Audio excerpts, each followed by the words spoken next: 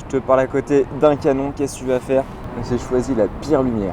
Bonjour, comme chaque année, je fais mon retour sur le Festival d'Avignon, donc le off du Festival d'Avignon. Et je ne suis pas à Avignon, comme vous pouvez le voir, je suis à côté d'un canon et d'une jungle plantureuse. Jungle sauvage. Parce que je suis donc à Singapour. Donc voilà, rapidement, les pièces que j'ai vues et que je vous conseille d'aller voir.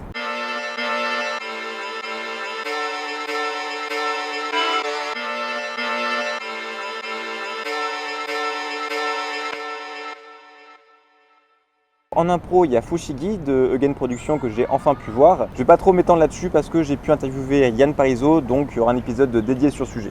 L'autre spectacle que j'ai pu voir, c'est Persona des Parvenus. On me l'avait conseillé et je comprends pourquoi. En effet, le jeu d'acteur est vraiment top de ce point de vue. C'est vraiment un spectacle qui met en avant les relations et qui cherche juste autour d'un dîner à avoir trois acteurs, trois improvisateurs qui vont intégrer donc une persona qui est donnée par le public. Une persona, qu'est-ce que c'est? C'est un objectif et une peur. Et donc ils vont jouer avec cette contrainte-là qui est la définition même du jeu d'acteur, c'est-à-dire un objectif et en même temps une contrainte qui va naturellement créer des tensions. Ils vont explorer leur relation à partir d'un événement qui est donné par le public, qui va être la raison pour laquelle l'un des personnages a invité les deux autres à ce dîner. Donc moi par exemple j'ai vu une histoire où l'un des personnages invitait son frère et sa sœur à dîner parce qu'il allait leur annoncer qu'il allait aller en prison. Voilà. Et c'est très bien fait, ça raconte pas forcément une histoire, en tout cas pas dans ce que j'ai vu. C'est vraiment très américain en fait dans son style. Bref, très très belle création, il y a une petite scénographie très sympathique, des lumières assez travaillées. Donc voilà, Annelle Tribou-Dubois, vous êtes une personne bien. Merci d'avoir créé ce spectacle. Et donc Persona comme Fushigi se joue à l'improvidence, car il y a maintenant une improvidence à Avignon.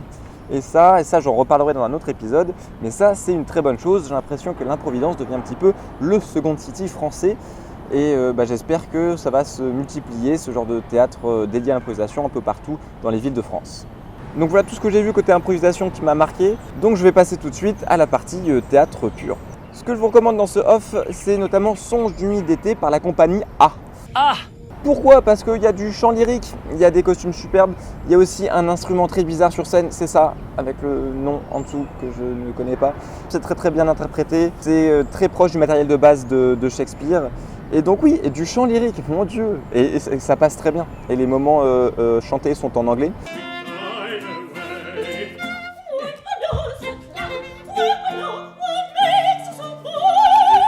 Je ne sais pas s'ils sont dans la pièce de mémoire, je n'ai pas pu vérifier ça. Mais en tout cas, ça donne bien cette ambiance très champêtre, très onirique de Songe d'une nuit d'été. Donc c'est au Petit Louvre et ça mérite vraiment le coup d'être vu. Il y a une mise en scène qui est très très punchy, avec notamment du combat sur scène qui est, je ne sais pas comment ces gens font pour faire ce spectacle pendant tout un festival d'Avignon, parce qu'ils doivent être en sueur à la fin.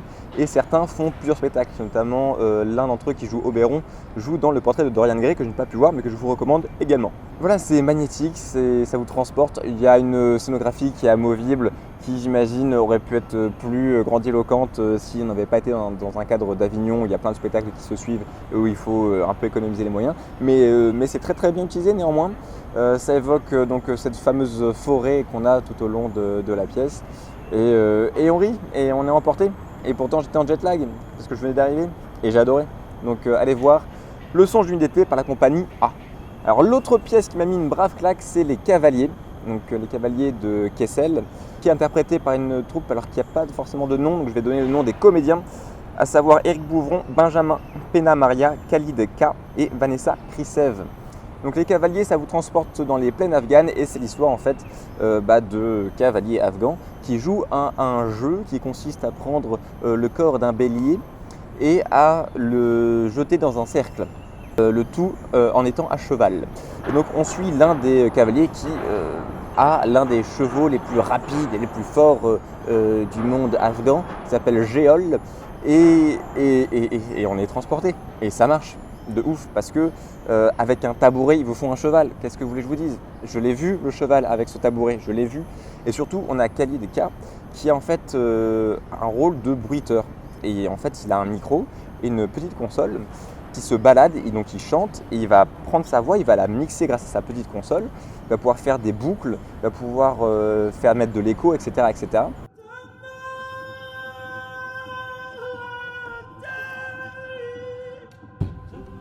En Afghanistan, c'est le bouzgachi qui façonne les hommes. Et en fait, je lui ai parlé après et il s'avère que cette console, c'est 3 manettes de Wii accolées les unes aux autres. Et en fait, derrière lui, il a un ordinateur. Il a passé 2 semaines avec un bon geek à programmer donc un logiciel. Et avec ces 3 manettes, il a plus de 60 commandes différentes. Et avec ça, il fait ce qu'il veut. Et mon Dieu, qu'est-ce qu'il le fait bien. Il va des fois prendre des morceaux de voix des acteurs sur scène. Il va mettre de l'écho dessus. Il va baisser le son. Enfin, c'est une ambiance dingue. Il y a une scénographie qui est très efficace, qui marche très bien. Les acteurs jouent tous très bien. Notamment Benjamin Panamaria qui est extrêmement habité par son personnage, je trouve. Certains jouent plusieurs personnages d'ailleurs sur scène. Et on voit très bien les changements. Enfin bref, c'est exactement comme ça qu'il faudrait faire, je pense, les Cavaliers de Kessel. Si vous aimez ce type d'ambiance, foncez le voir. Et rien que pour voir ce foutu cheval avec un tabouret, et même tout ce qu'ils arrivent à créer, rien qu'avec leur physicalité, vraiment, ça vaut le coup. Donc voilà, allez voir Les Cavaliers, c'est au théâtre de l'Essaillon. L'autre pièce que j'ai vue et que j'ai beaucoup aimée, c'est En attendant Bojangles de l'atelier Théâtre Actuel. Si vous avez lu le roman, je pense que vous allez aimer la pièce. Alors je dis ça, quelqu'un dans la salle qui était avec moi avait lu le roman et n'a pas aimé. Elle n'a pas aimé la pièce parce que l'image de la mère, qui est un petit peu folle, n'était pas forcément fidèle à ce qu'elle imaginait. Moi, ça m'allait très bien. Et oui, ça m'a fait pleurer. Voilà, c'était mes premières larmes du festival. En attendant Bojangles, pour ceux qui ne connaissent pas, c'est l'histoire d'un enfant qui raconte l'histoire de ses parents. Donc il avait une mère notamment qui avait un petit peu un grain, mais un grain de folie douce, et puis qui va se révéler de moins en moins doux. Et ça raconte cette histoire un peu dingue de cette famille qui avait un mode de vie assez différent. Et c'est raconté au travers des yeux d'un enfant, donc c'est plein de tendresse, c'est très touchant, c'est drôle, ça vous emporte. Et je trouve que ce qu'a fait la troupe de l'atelier Théâtre Actuel fait justice au roman. L'autre pièce que j'ai beaucoup aimée, et mon Dieu, c'était pas gagné, c'est L'amant de la compagnie Oléa. Alors c'est l'amant de Harold Pinter. Donc pour ceux qui ne connaissent pas forcément le principe, c'est une pièce à twist. C'est l'histoire d'un couple et ça démarre par « Chérie, est-ce que tu vois ton amant cet après-midi ?» Voilà, pour vous donner le ton de la chose. Et c'est pas du tout ce que vous pensez. Donc je veux pas spoiler pour ceux qui n'ont pas vu la pièce. Néanmoins, je pense que pour aller voir cette mise en scène, c'est pas plus mal de connaître à l'avance le twist. Parce que sinon vous risquez d'être un peu perdu. Mais bon, je sais pas, je dis ça, peut-être que ça marchera sur vous. Il y a un parti pris de mise en scène qui est radical dans la direction d'acteur. C'est-à-dire qu'on a une direction d'acteur qui est très, très étrange, avec donc il y a le mari et la femme, c'est à peu près les deux personnages. Il y en a un rapidement qui passe, mais sinon c'est juste les deux sur scène. Et l'acteur principal a une diction, une énonciation et un jeu qui est très déroutant et très dérangeant. Et en fait, sur la longueur, ça marche, mais ça peut perturber.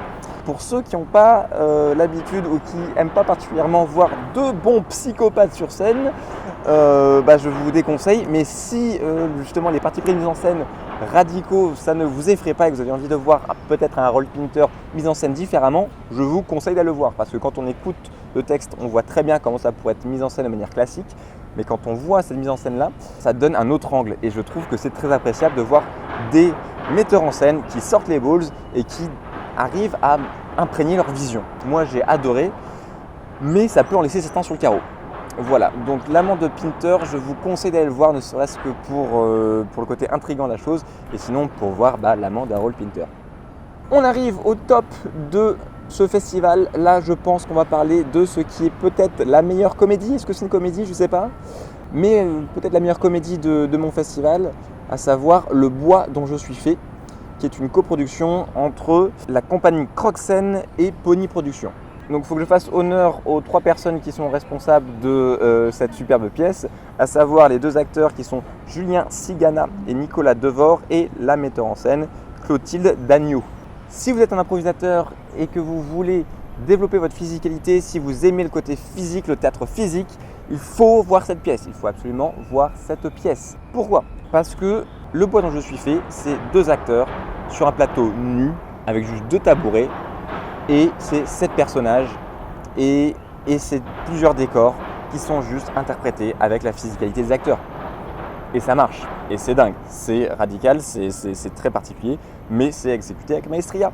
Parce que ces gens, d'un geste, changent de personnage. Il y en a un qui en a 3, un qui en a 4, Et la mise en scène est dingue, parce qu'en effet, cette physicalité, les voix même sont très travaillées. Il y a même un des acteurs qui me faisait un peu penser à James McAvoy quand il parlait de sa préparation pour Split, comment il affaissait ses épaules, ou comment est-ce qu'il tenait en effet son port de tête, et comment il trouvait le pitch de sa voix pour changer de personnage. You know, just different things, like my shoulders would be as they are myself just now for playing Dennis or something like that, but then I'd drop them to try and get rid of some of the masculinity for her, and that would kind of affect the whole body, and you'd lengthen your neck as much as you could, and you changed your voice, it changes the muscles in your throat, and you change the muscles in your throat, changes the shape of your mouth, changes the shape of your mouth, changes the shape of your eyes. Là, on a à peu près le même travail, et en plus, ce qui est fait, c'est qu'en un clin d'œil, on change de personnage. Et puis des fois, on va s'asseoir dans un personnage, on va s'asseoir, et quand on s'assoit, on en est un autre, et du coup, c'est très très fluide, très organique.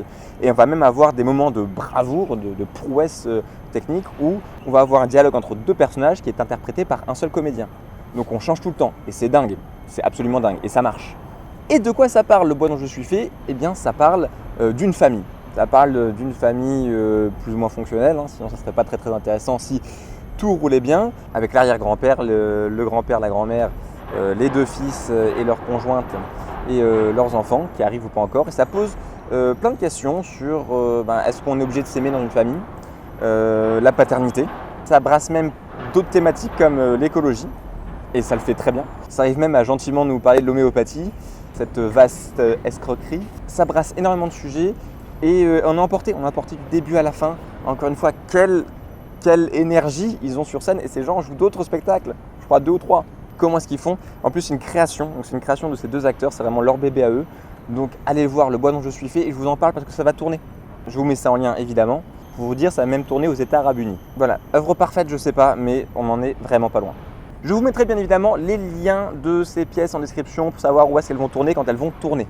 Et enfin, ma meilleure pièce de mon off, meilleur drame. Est-ce que c'est un drame là aussi? Bonne question, mais c'est, je crois, ma meilleure pièce de mon off. C'est Échos ruraux de la compagnie Les Antichés.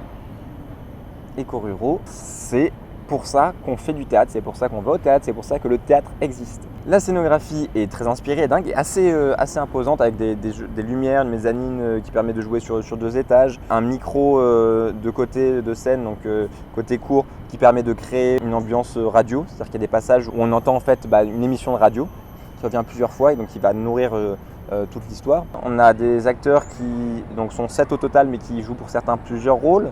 On a même de la musique avec un passage qui est une fête de village avec une chanson à la con sur le saumon, mais qui en fait veut dire beaucoup de choses quand on a un deuxième palier de lecture et qui justement reflète ce côté concon qu'on peut avoir dans les fêtes de village. Je le sais parce que j'y ai grandi dans ce genre de petit patelin, et qui en même temps dit beaucoup de choses sur ses habitants et qui aussi est interprété de manière très talentueuse. Échos ruraux, de quoi ça parle?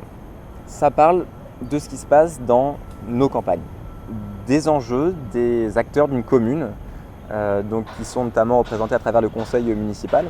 Et donc on va suivre au départ donc un agriculteur qui vient de perdre son père et qui vient d'hériter du coup des dettes de son père. Et lui, il a une sœur avocate à Paris et donc qui le retrouve pour les funérailles de leur père. Et donc ça va être un peu l'histoire de ce frère et de cette sœur. Et le tour de force en fait de cette pièce, c'est que très vite on est emporté par les enjeux de ces personnes. Et ça paraît très casse-gueule sur le papier de dire écoutez, moi je vais faire un truc qui va parler des enjeux d'une commune lambda. Et en fait ça marche.